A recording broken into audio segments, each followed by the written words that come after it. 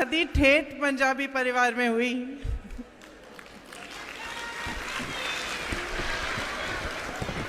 मेरे ससुर जी के माता पिता सियालकोट के थे और बंटवारे के समय मेरे ससुर जी को पीठ पे बांध के उनकी माता जी छुपा के यहाँ लाई और फिर यहाँ से उन्होंने अपना अपना कारोबार शुरू किया।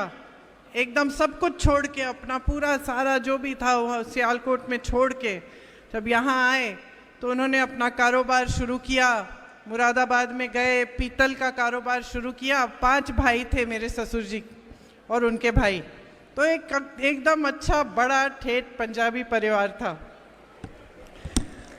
मैं आपको बताना चाहती हूँ कि मैंने पंजाबियत के बारे में कैसे सीखा। मेरी शादी होने वाली थी और मेरे पिता का स्वर्गवास हुआ था कुछ सालों पहले, तो माता जी सब कुछ अकेले कर रही थी और पहली बार घर में शादी थी तो थोड़ी सी घबराहट थी कि सब कुछ ठीक ढंग से होना चाहिए। तो सारे रीति रिवाज, सब कुछ जैसे पूजा होनी चाहिए, सब कुछ उन्होंने सारा इंतज़ाम किया हुआ था। मेरी पंजाबी सहेलियां थी कॉलेज में, तो घर आई, ढोल लेके आई। तो एक दिन शाम को मेरी सहेलियां आई, ढोल लेके बैठी और नाचने लग गई, गाने लग गई। एक उस समय एक गाना था, काली तेरी गुत्ते परांदा तेरा लाल नहीं। गाने लग गई, नाचने लग गई। अंदर से मम्मी निकली और ऐसे खड़े होके कही, हमारे घर में शादी के टाइम नाचते नहीं हैं। तो हम सब रोने लग गए और वहीं से मैंने सीखना शुरू किया कि पंजाबी जो संस्कृति वो कैसी होती है, क्या होती है। मेरा परिवार अलग था, बहुत स्ट्रिक्ट रूल्स होते थे। मेज़ पे भी जब हम खाने के लिए बैठते थे तो जब तक इंदिरा जी का परमिशन नहीं लेते थे तब तक हम बच्चे उठ नहीं पाते थे। तो जब मेरी शादी हुई तो एकदम मैंने एक अलग कल्चर देखा, एक अलग संस्कृति देखी। और मेरी सासू माँ भी पंजाबी नहीं थी, लेकिन उनकी शादी पंजाबी घर में हुई थी, तो उन्होंने सब कुछ अपनी सासू माँ से सीखा था। तो मुझे कोई फ्री एंट्री पास नहीं दिया उन्होंने, इजी एंट्री नहीं कराई मेरी। तो मुझे लगता था मैं सफाई भी कर लेती थी उनके लिए, पलंग भी बना देती थी, सूटकेस भी बना देती थी, अगर कहीं जा रही खाना पका देती थी, किचन भी साफ करके रखती थी। लेकिन मुझे लगता था कि मेरी सासू माँ तो कभी खुशी नहीं हो रही है, मैं तो सब कुछ कर रही हूँ।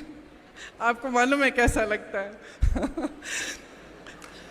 तो आस्ते आस्ते उस घर में रहते हुए मैंने उस घर का रहन सहन देखा, किस तरह जब मेहमान आते थे तो कितनी उदारता से, प्रेम से सब साथ में खाना बनाना, मिलजुल कर रहना, जितना दे सकते हो उतना देना। जब मेहनत करनी है तो पूरा परिवार मेहनत करेगा, बड़ा भाई, छोटा भाई, पिताजी, माताजी सब लग जाएंगे। कोई ऑर्डर आ रहा है काम के लिए तो सब उसी में लग जाएंगे।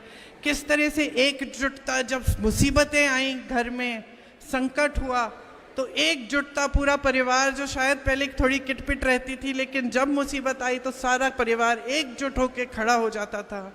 मेरी सासू माँ ने बड़े संकट देखे, उनके 2 बच्चे बहुत कम उम्र में गुजर गए, एक 33 साल की बेटी, 36 साल का बेटा, लेकिन दृढ़ रहीं, खड़ी रहीं। तो जैसे समय चलता रहा मुझे समझ में आया कि मेरी सासू माँ मुझे एक बहुत अहम सबक सिखा रही थी जीवन का। वो मुझे ये सिखा रही थी कि बेटा, तुम दब जाओगी तो दुनिया तुम्हें दबाएगी, तुम झुक जाओगी तो दुनिया तुम्हें झुकाएगी। तो जैसे ही मुझे ये एहसास हुआ और मैं थोड़ा सा खड़ी होने लगी तो मेरी सासू माँ का पूरा आदर मिला और आज हम बहुत अच्छे दोस्त हैं। मुझे मालूम है कि मेरा ये भाषण भी वो देख रही होंगी। भाषण देख के मुझे बोलती हैं कि आज तुमने अच्छा बोला, लेकिन ये भी बोल दिया करो, ठीक है। तो देख रही होंगी, हमारी अच्छी खास दोस्ती हो गई।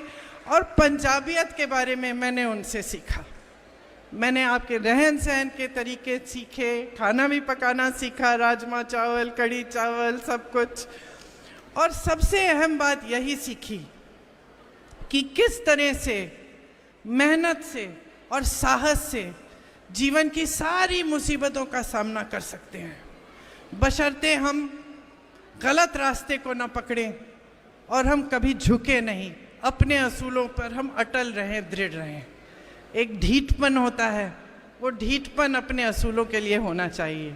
तो ये सब मैंने सीखा, और सीखते सीखते ये एहसास भी हुआ कि हमारे देश में पंजाब की